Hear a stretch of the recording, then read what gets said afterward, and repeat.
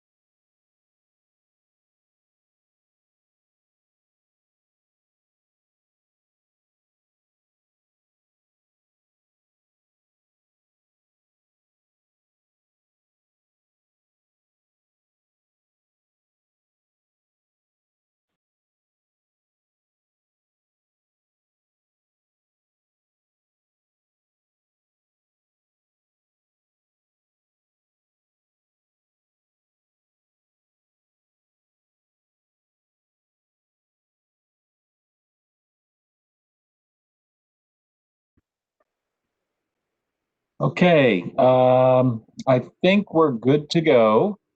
Let's go ahead and get started here. I want to welcome everybody. Thank you for joining this Hunter Mill Town Hall. Um, for those of you that don't know me, my name is Walter Alcorn. I am I would say, still new Hunter Mill District Supervisor, 6 months into my term.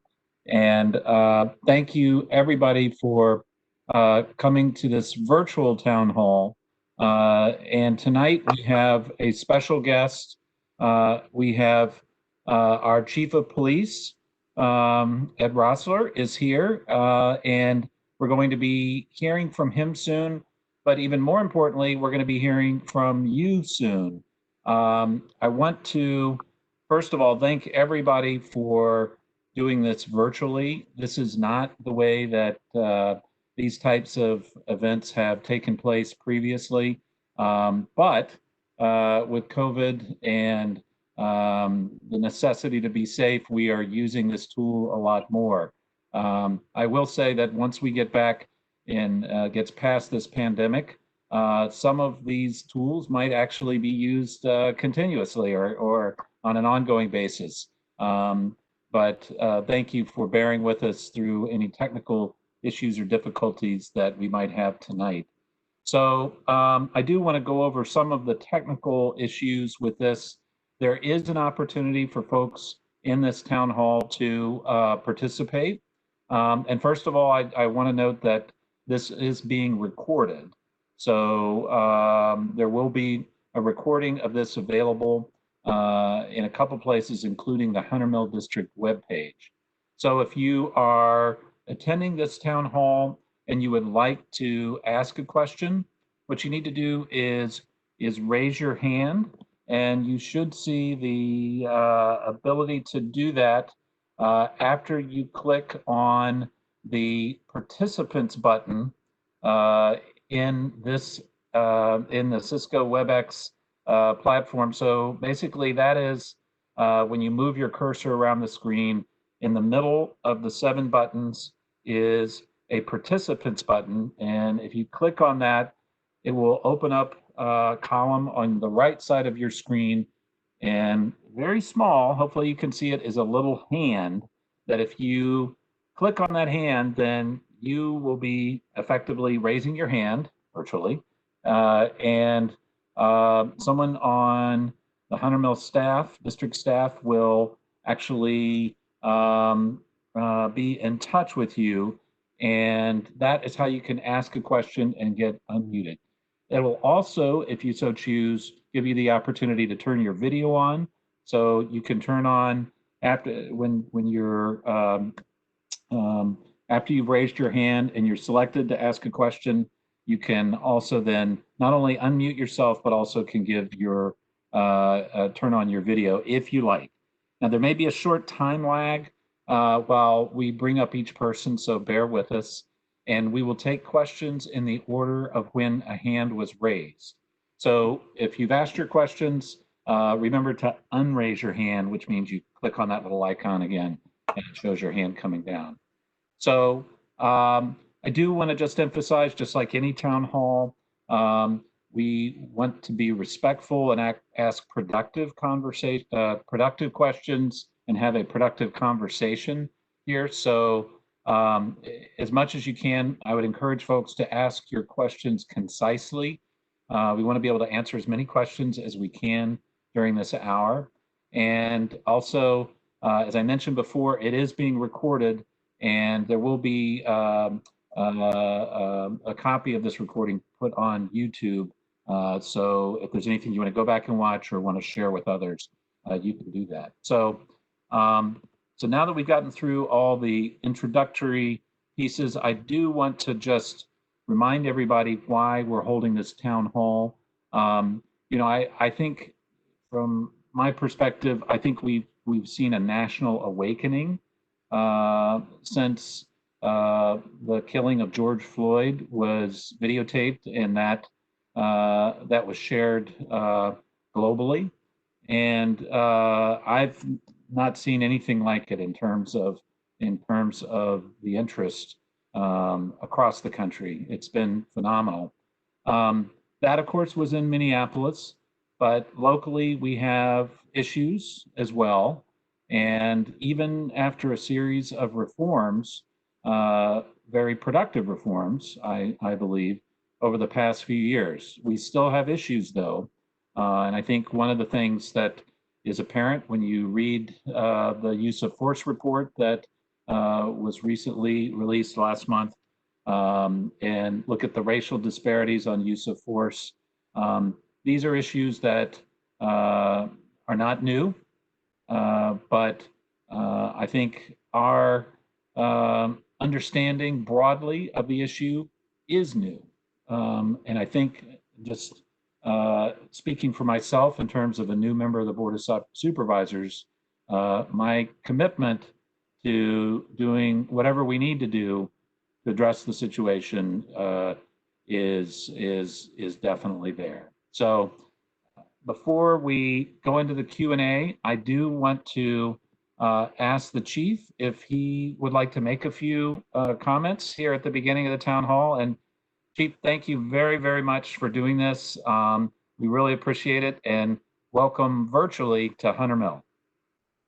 Thank you, Supervisor Alcorn. And it's with gratitude that with all my fellow community members, being a resident of Centerville, Virginia for the last 31 years. This is a great county, a great community, a highly engaged community with a great school system, and it is a safe community compared to all other major cities in the United States of America.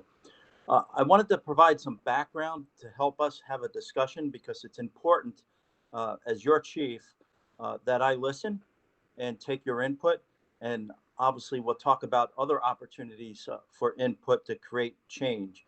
And one of the phrases that we use in the Fairfax County Police Department is the co-production of policing.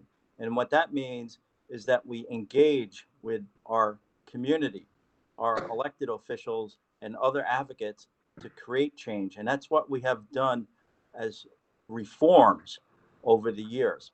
So back in August of 2013, one of our former officers deployed deadly force in Springfield upon Mr. John Gear and killed Mr. Gear. And that then navigated through the legal system, where he suffered the consequences for his unauthorized use of deadly force. However, there were items that the community was righteously upset with: our communications, our transparency and policies, and training syllabus. And as we navigated through that event, then Chairman Bulova formed a ad hoc commission to review police practices and policies. But before the ad hoc was formed in the summer of 2013, we started the Chief's Council on Diversity Recruitment, which has a web page, a strategic plan, and a scorecard. And that committee is still very active to help us with diversity inside the Fairfax County Police Department.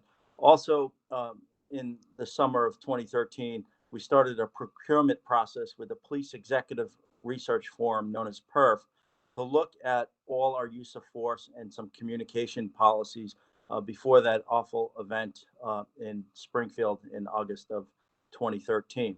We also started a move to re-engage with the Commission on Accreditation for Law Enforcement Agencies, which has over 400 standards for administration and operation that are nationally benchmarked on a quarterly basis. And the commission had been around since the mid-'80s, and Fairfax County Police was the first large major police department in the United States to be accredited nationally. So we re-engaged with the commission, and we are nationally accredited. We are state accredited.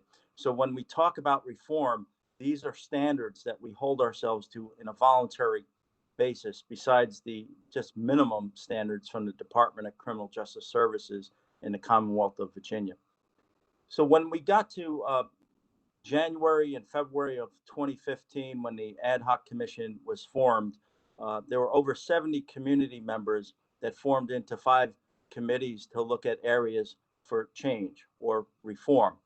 And they only had a little bit less than a year to produce a report of their review and recommendations. And that was a rather heavy lift at that time. However, the Police Executive Research Forum would conclude their report in June of 2015, which we posted online and then had the Police Executive Research Forum present at a Public Safety Committee meeting with all the committee members from the ad hoc commission. And that was a great help to the ad hoc commission. And later on, the ad hoc commission made 202 recommendations. These are transparent. The reports are on the website. Also, the scorecards of all the accomplishments that not only the Fairfax County Police Department committed to and executed to make reality, but also other county agencies. And one shining star out of that was diversion first. So we could take someone that's suffering a mental health episode, not to the adult detention center, but to the Merrifield Center to be injected into the mental health support system, so we do not incarcerate them. We also stood up with the help of the juvenile court and others, a diversion program for the young members of our community, alternative accountability programs. Obviously, we also have a veterans court, a drug court that was started by other agencies. So diversion is really key to reducing use of force. Now, when we looked at the recommendations from the Police Executive Research Forum, they recommended that we change our use of force philosophy to that of the National Decision-Making Model, which is found in Police Scotland, and it's been in place for well over 4 decades. And it not only permeates the police department's philosophy to value the sanctity of all human life, but the entire government. In every decision, administrative and operational, the sanctity of life has to be paramount. So we changed all our use of force policies and rolled those out in 2016 and invited the media and the community to our academy to understand our philosophy of de-escalation.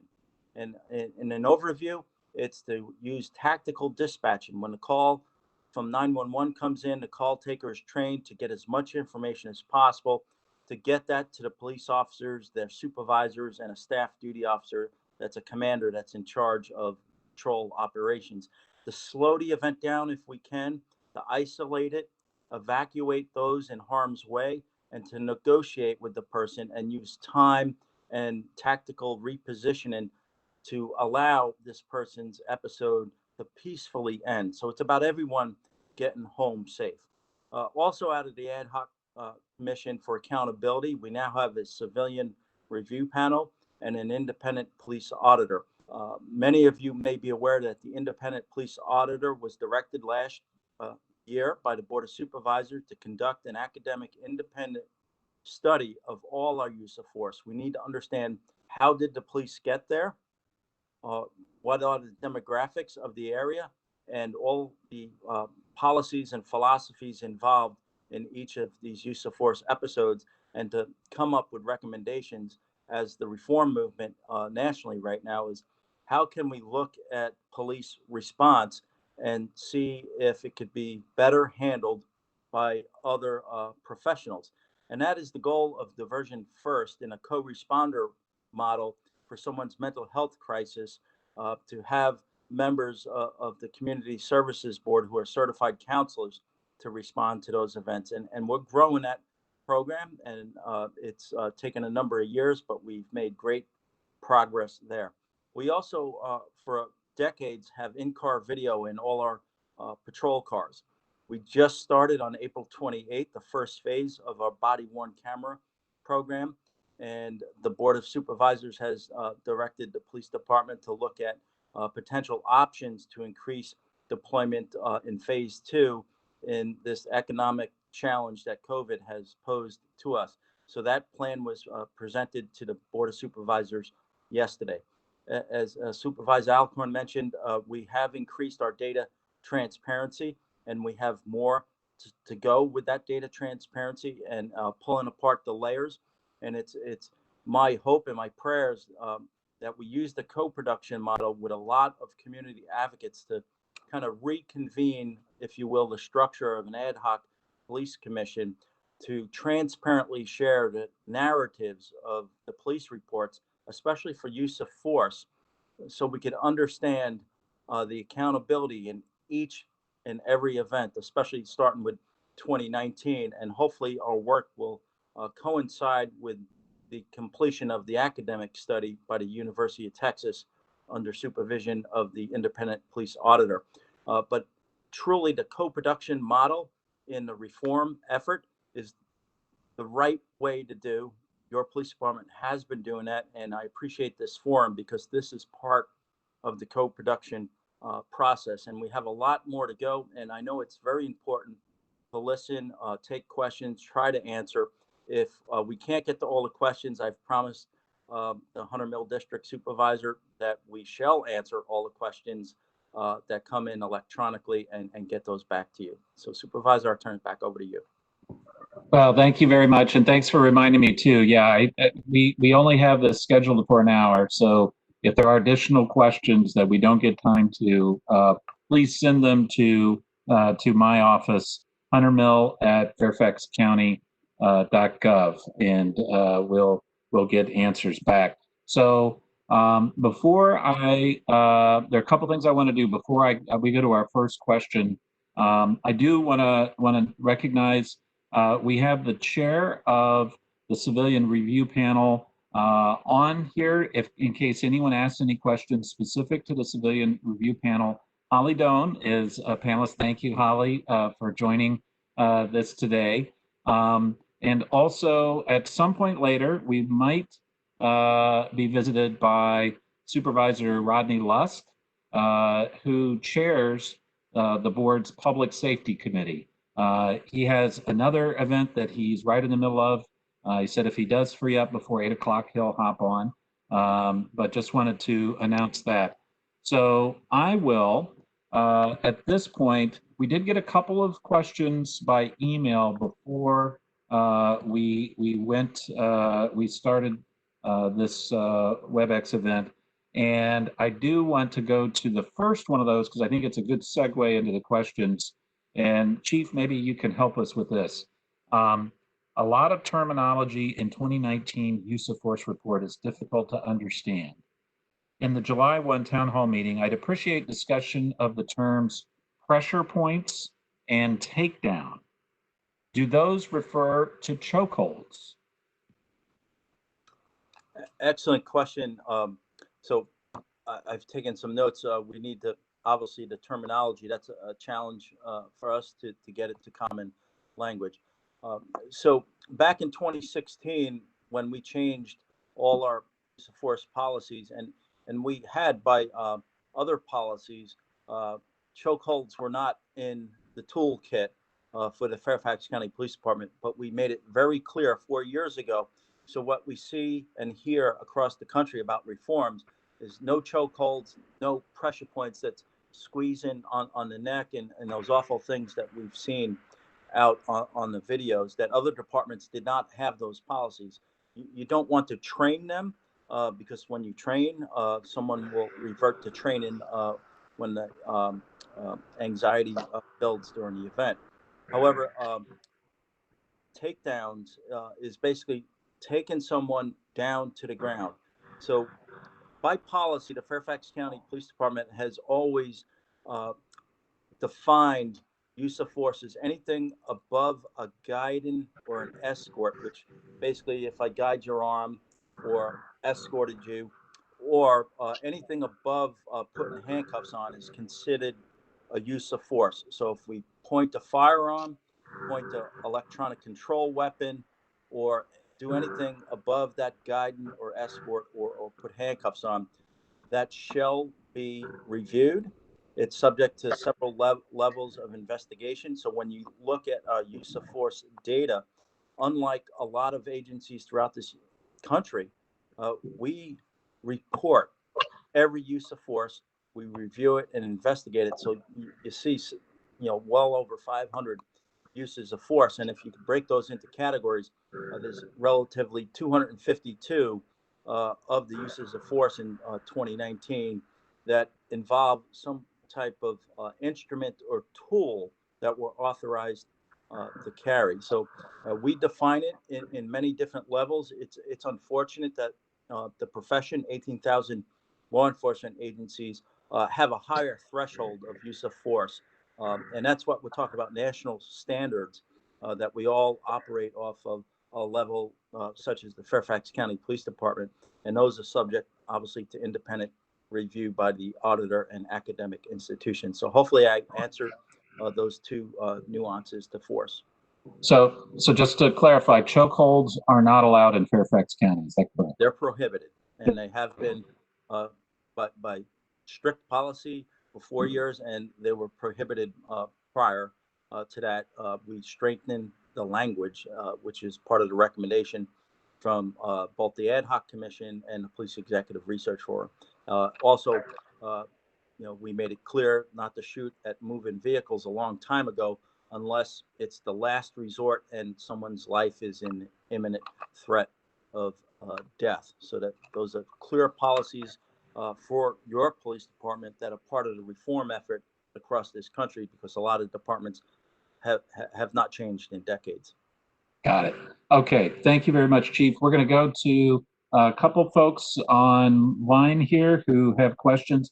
First is Lance, and then after Lance, we have Arthur and Samantha. So I don't know, Jose, are you unmuting Lance? Let's see if we can have Lance come up here.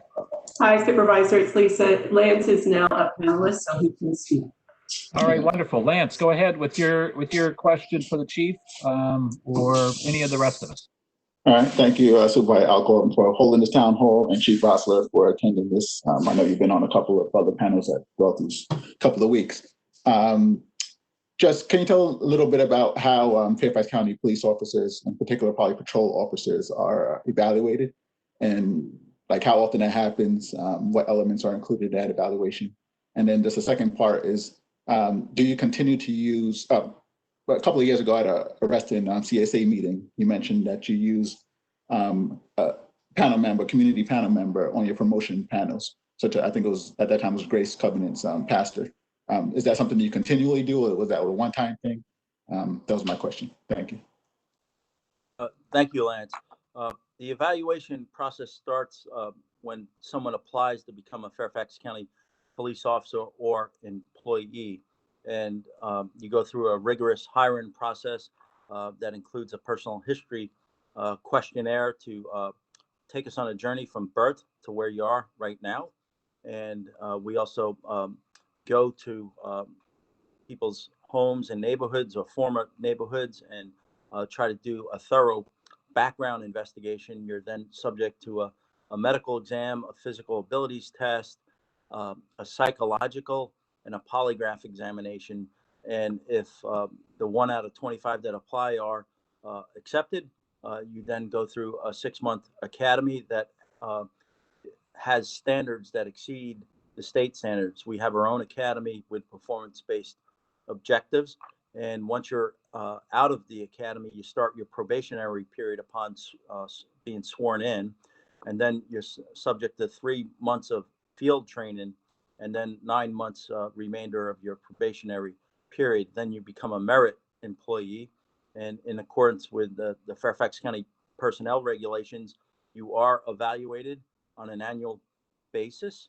And the elements of that evaluation are particular to your assignment. So if you're on patrol, you're assigned to a permanent patrol area.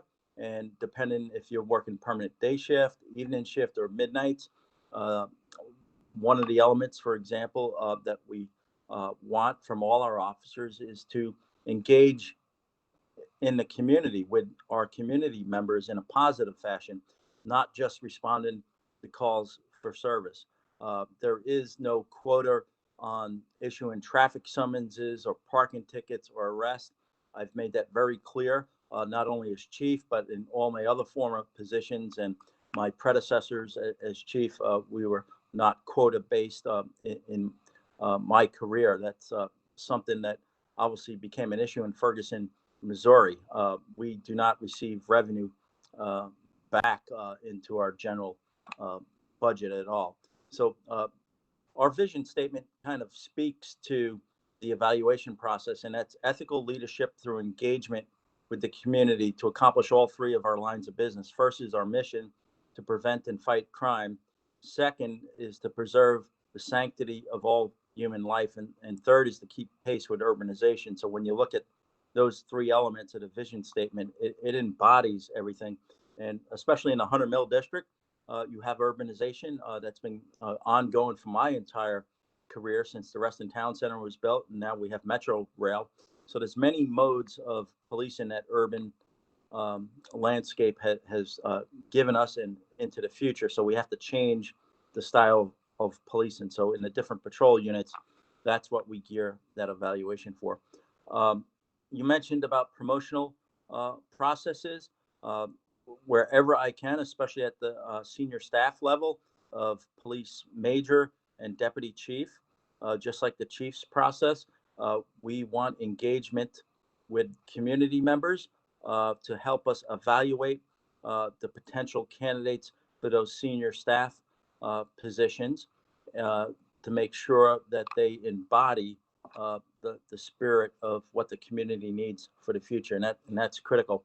I have several promotional processes coming up in the future, and that's always key that I have at least one community member to assist me. Thank you. Okay, thank you, Chief. The next question comes from Arthur, and after Arthur is Samantha. So Arthur, hopefully you are unmuted and a panelist now.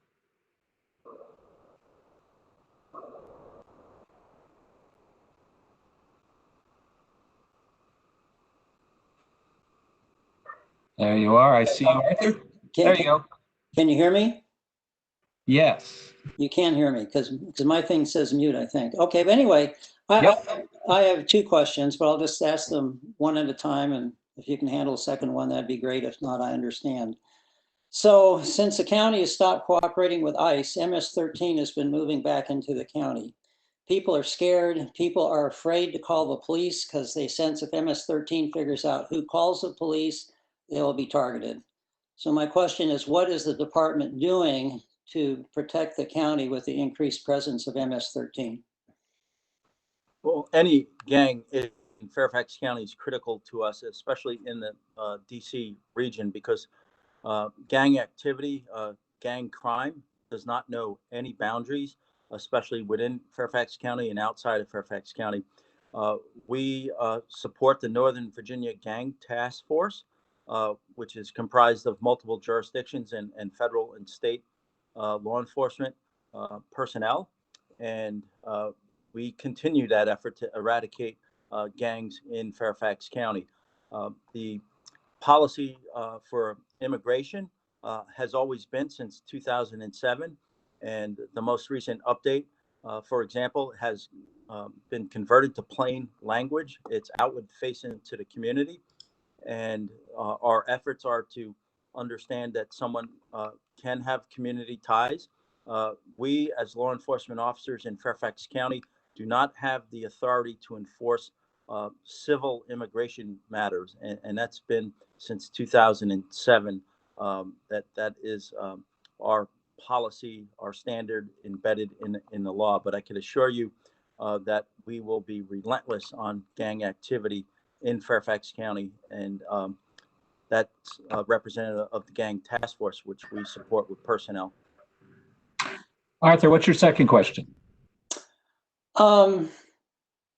With respect to the Officer Timberlake incident in Mount Vernon, where I watched the video, and I don't see many videos like that, and that looked like, to me, it looked shocking, okay, that the officer just walks up to the suspect and tases him. Is there an alternative in a situation like that? For example, I've heard that one possibility is netting. Can you net instead of tasing? Or what? So Timberlake, I think, was arrested for what he did. If netting is not an option, then what would have been the correct option? Arthur, I can't comment on that case in particular because it's subject to both an administrative and ongoing criminal investigation. I can refer everyone on this call to our general orders when crisis intervention team training and our stance. So when I talked earlier how we changed our use of force policies in March of 2016 with the national decision-making model with Police Scotland, there's many elements that go into the ability to use crisis intervention team training skills and to slow events down and try to divert someone from the criminal justice system. We are in the process through Diversion First and our partners in the Sheriff's Office, the Fire Department, the Community Services Board, and the state of getting to 100% of all our sworn staff trained in crisis intervention team training, which is alternatives to use of force. Our recruits are trained in this concept. So hopefully, once the COVID restrictions allow us to populate classrooms, because this is interactive training where our advocates come into the classroom. It is co-produced with people with lived experience with mental health and other disabilities to help the officers understand how to deal with people that are in emotional crisis. So we have been doing that for many decades, but we've increased the goal to get 100% with the help from our partners. Thank you. All right, thank you, Chief. We've got questions from at least 3 more people. Next, we have Samantha. Then after Samantha is Christine, and then Henry. So Samantha, hopefully you'll be unmuted here and can ask your question whenever you're ready. Go ahead, Samantha. Hello, my name is Samantha and I am representing Reston Strong. We are a rich multicultural community here in Reston, and I was just wondering where we stand, we as in Fairfax County stands on meeting the requests from the NAACP. We met request number 1, but where do we stand on 2 through 8? Thank you, Samantha.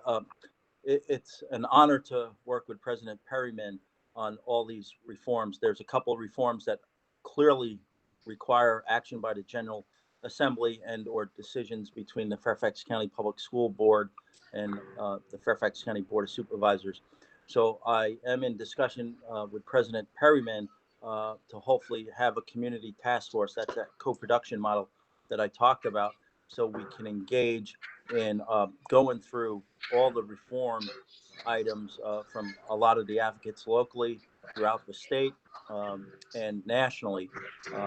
As you mentioned, and I've mentioned a little bit about the use of force reforms that we did with the Ad Hoc Police Commission.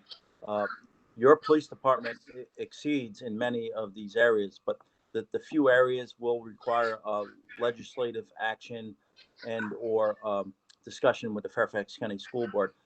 I mentioned earlier about enhancements to the next phase of the body-worn camera program. So the board directed me to produce yesterday a new phase-in program over the next fiscal year to speed that up. So we are making great progress in each of the areas. I know there's items for the civilian review panel and the independent police auditor as examples that require legislative change to meet those goals. Thank you. Yeah, thank you, Samantha. And just to add on to that, this is going to be one of the discussion topics for discussion at the board's Public Safety Committee meeting, which is coming up later this month as well. So thank you for that question, Samantha. We also now have Christine followed by Henry. So Christine, when you are ready and unmuted, go right ahead with your question. Hi, and thank you very much for having this town hall and participating, Chief. Unlike Samantha, I don't represent anybody, but I was also interested in hearing follow-up on the NAACP's proposals, and understand what you've said about the Civilian Review Board needing to be a legislative change and not simply up to you. Let me ask instead then about the policies that you're going to be adopting with the body cameras being rolled out. I have seen so many reports of, where body cameras don't get turned on, or they all mysteriously get dropped on the ground just as things start to happen. What sorts of policies and practices are you adopting to make sure that the body cameras that you're able to provide to officers are actually used appropriately and are actually on and providing information for review? Well, thank you, Christine. 6 years ago, this month, we started a co-production group with community advocates to develop a model policy for body-worn cameras, and that navigated till June of 2015. I think somebody's got some audio flowing.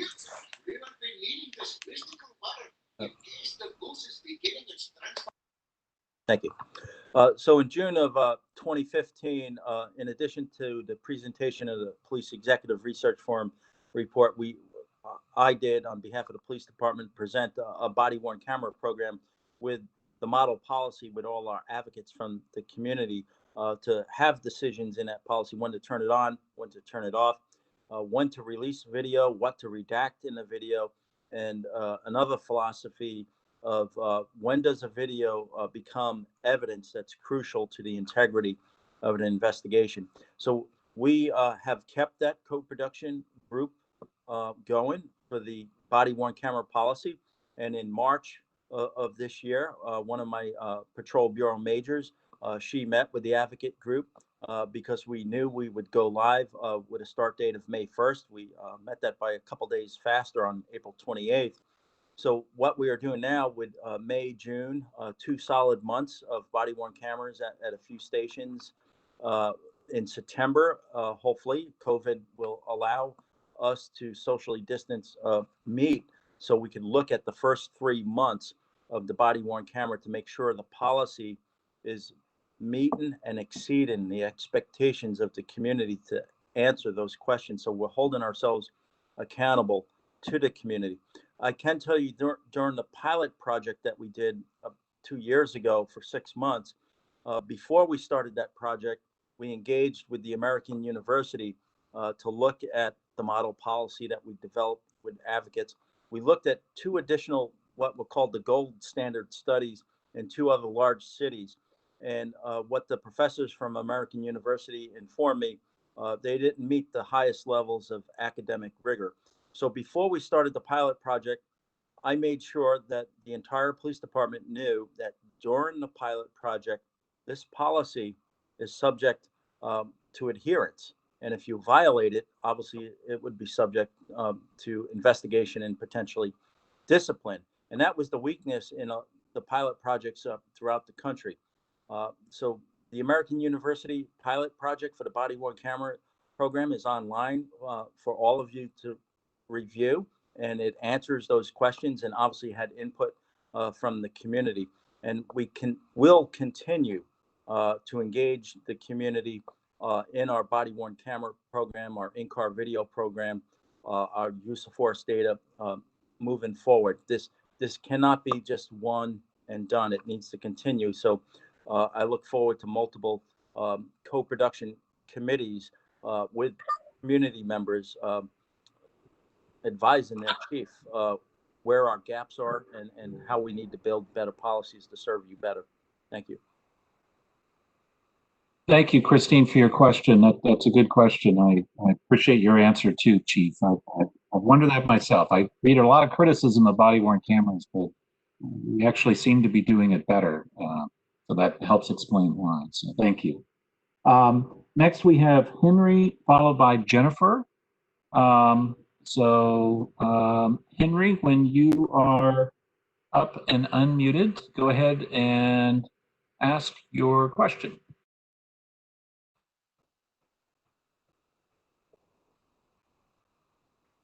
Okay, Henry, I think you're available. Just go ahead and unmute. There we go. Can you hear me now? Yes. Excellent. Well, thank you. I appreciate this ability to talk to you guys. You know, I saw the footage from the tasing that Officer Timberlake and all that, and I was shocked by it. And we know that a disproportionate number of blacks are their interventions, use of force. How is the police department going to reach out to the Black community and to all of Fairfax to ensure that there's not going to be disproportionate, what I would call racism, acts against them? Thank you, Henry. Besides engaging in looking at our data and police report narratives on use of force, we have engaged Fairfax County's Chief Equity Officer, Carla Bruce, and I've known Carla a very long time. She is very skilled in human relations change management, and also looking at our policies as a county, as a police department with a equity lens. So what we need to do, and we are putting structure to this with Carla's help. We, on an annual basis, through county mandates, accreditation mandates, state mandates, have cultural diversity training. And generally, it's sitting at a computer doing the vignettes and then point and click, take a quiz. I realized last August through many of the employee group leaders and others that we need to do a better job. So we started a human relations committee last August, and then earlier in the spring with Miss Bruce's help, we need to first respect each other's differences inside the police department. We need to understand we come from different backgrounds, we have different experiences, we different races, different genders, and it first starts internally. We need to respect each other because then that will build respect outward as we act in the community, and that is something that we need to do, and also engage in with our diverse community. We need to understand 400 plus years of how this country and other countries have used their law enforcement as a mechanism of oppression. And that is something that makes it very difficult to recruit diversity here in Fairfax County, the most diverse county in the United States, because our new arrivals to Fairfax County, their perception or reality of law enforcement from the countries they come from, it's part of the military, and the police are an occupational force. And that goes obviously to some of the reform measures. We don't want military equipment. In Fairfax, we don't use military surplus equipment. And it was board action about 3 years ago that prohibit me as your chief from taking military surplus equipment and using that in the community. So the heart of the answer to your question is human relations training ongoing by engaging with each other internally and externally. For example, our recruit classes go to Gum Springs. 2 years ago, I took my entire leadership staff to the African American Museum and got a tour by the executive director to learn how the police were used for the last 400 years. And we need to educate constantly, from the recruits going out into the community to learn about the diversity of Fairfax County, especially with the young members of our community. And the forums and meetings that I've been to the last couple of months, listening to others and respecting what has happened to them in their life and what they're seeing when they see a police officer. That's the engagement piece in our vision statement, and we need to do more of that. So hopefully I've answered your question. That's great. I'd like to hear that. Keep it up. Thank you. All right. Thank you very much for that question. We now have Jennifer, followed by Louis, then Fiona. So Jennifer, once you are pulled up to a panelist and can unmute yourself, then go ahead and ask your question. Let's see. So Jennifer, don't see Jennifer yet.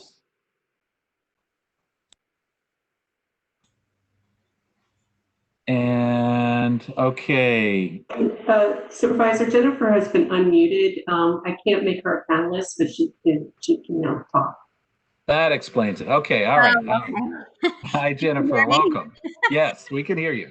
Well, first, I just want to thank everyone for having this town hall meeting and attempting to engage the community in some of the most pressing matters in this day and age. But I have kind of a two-part question in regards to what are the Fairfax County Police team doing to address the domestic and sexual violence that occurs today? Because in this county alone in 2017, it was reported that there were 289 sexual assaults alone.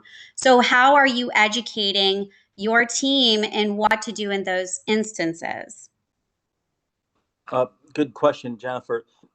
So when it comes to domestic and sexual violence, years ago, by the leadership of our Victim Services Director, Sally Fayez, and the Fairfax County Coordinating Committee on Domestic Violence, we took what's known as the Maryland model for a lethality assessment program, trained all of our officers and equipped all our patrol officers with department issue cell phones.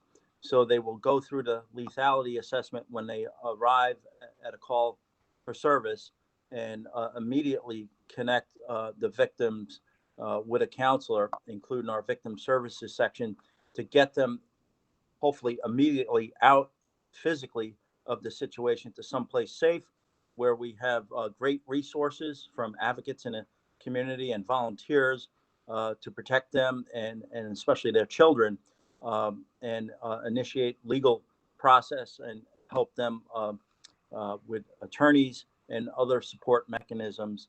So that's crucial. And obviously we've had great success in pushing down some of the rates of homicides that are domestic related, and pushing down some of the sexual violence. And it's constantly a challenge, but to have our patrol staff fully trained at all times with the lethality assessment program and immediate access to counselors 24/7 is been a great model that we do and other jurisdictions do throughout the United States.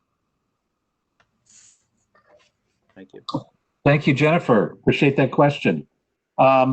We have a couple more, and we're getting actually close to the top of the hour, and we have a couple of final comments. But let's go to Louis next, and then Fiona. Louis, whenever you're on, go ahead and ask your question. Officer Roessler, how would you like to address the multiple complaints and calls for your resignation by not only retired officers, but also active officers who feared retaliation from your office as a result of what happened in the Timberlake investigation, as well as the continued retaliation threats that have potentially come through your office? Well, I'm sorry if anybody's perceiving retaliation from me, because that's not true. I love this department. I love this county and its ethical leadership that we are carrying out. There's two different processes here. There's the Commonwealth Attorney's process, and then there's my administrative process. And my administrative process needs to wait until all of the legal processes are done. So thank you. Okay, thank you, Louis. Let's go to Fiona. When Fiona, when you're up and unmuted, go ahead and ask your question.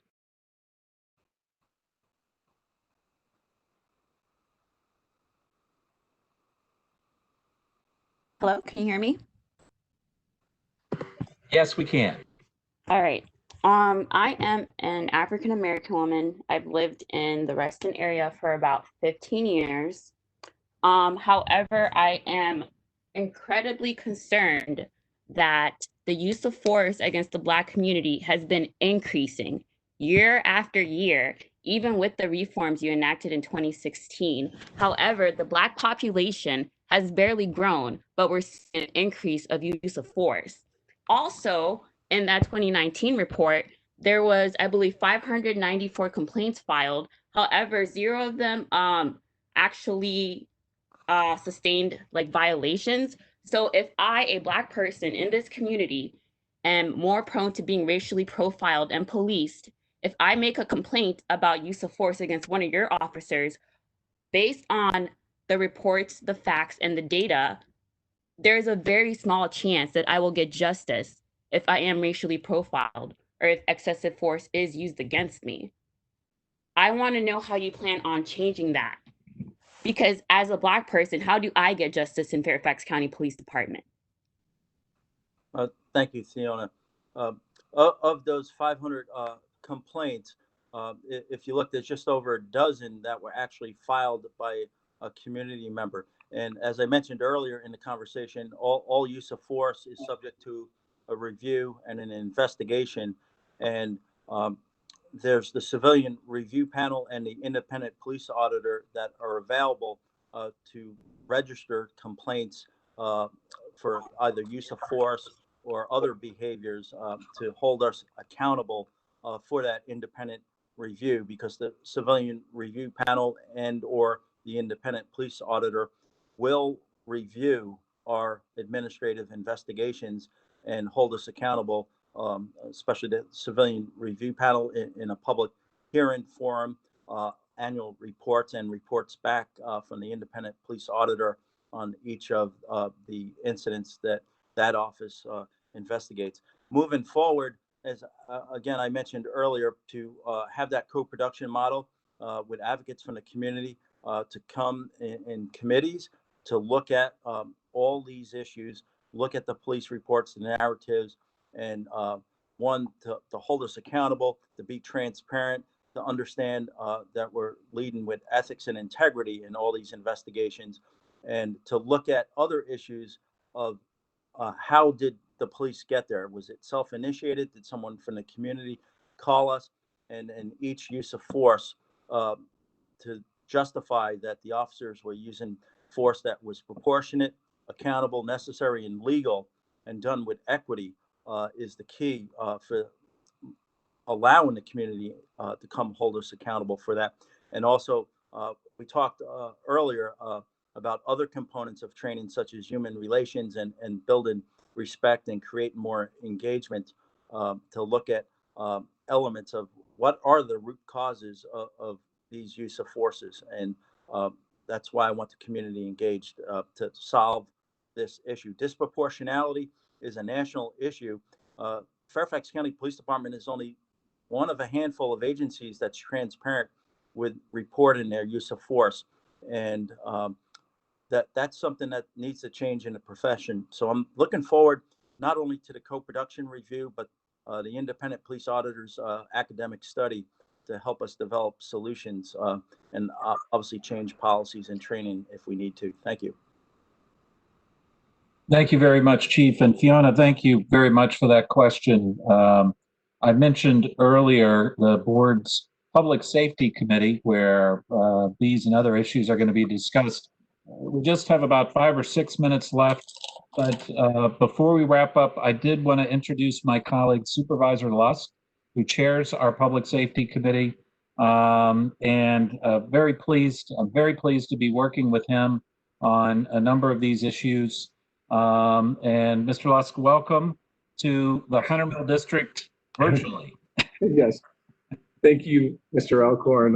I'm delighted to be here. So I apologize. I was on another town hall for a project on the Richmond Highway corridor, but delighted to be joining you and got to hear from Chief Roessler just then.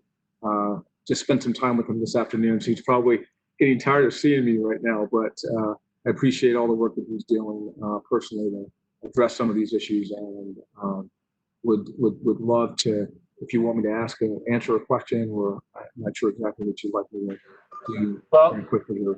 Since we're really coming to the end of the hour, perhaps it's good to give folks a little bit of insight into some of our thinking.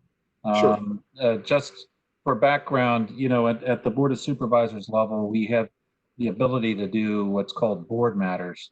And it's during this process that we're able to ask sometimes some pointed questions, ask for perhaps a consideration of reforms, and to tee up issues that we think deserve consideration by the full board. So, so Mr. Lusk, perhaps perhaps we can share a little light on some of the things we've been talking about in terms of how we might take another step or two towards a model that would address some of our community's needs a little more effectively.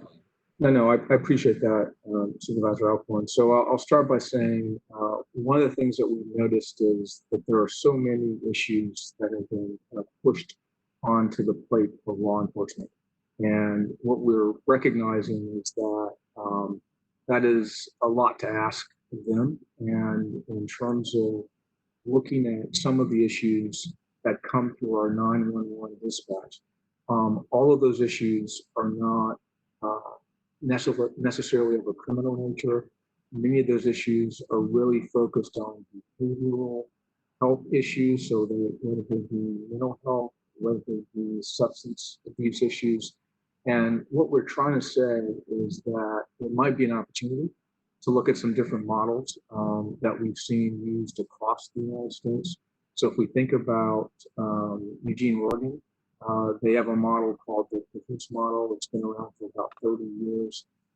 They've done a pretty exceptional job of taking a fairly large number of calls off the plate of the police department. So what we've seen with their program is that they'll have roughly 24,000 plus calls that are handled specifically by this team in the Eugene, Oregon area. And roughly, and this is pretty impressive, I think it's about 150 of those calls end up needing some intervention by the police. So they've got a model that they've worked within for a substantial amount of time, over 30 years. They've been able to kind of refine and tune that to the point where they know on certain calls, they don't have to send the police out first. We want to look at doing something similar here in Fairfax County.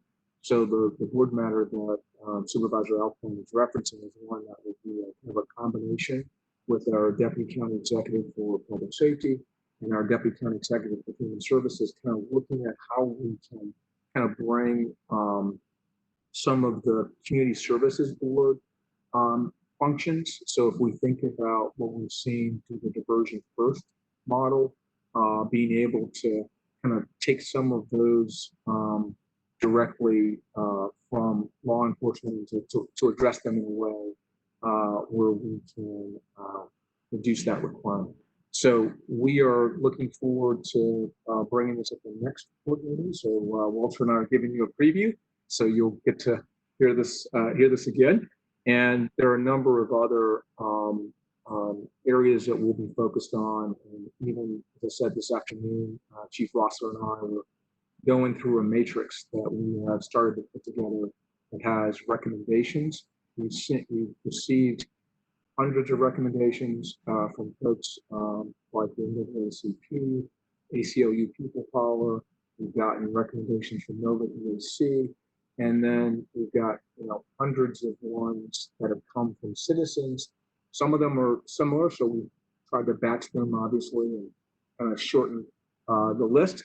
But we are going to have a response to every single one of those in terms of if we can have an answer with a check mark by it, or if we need to say we'll be doing additional review and we have some date certain that we can put for when that would deliver, what we'll attempt to do.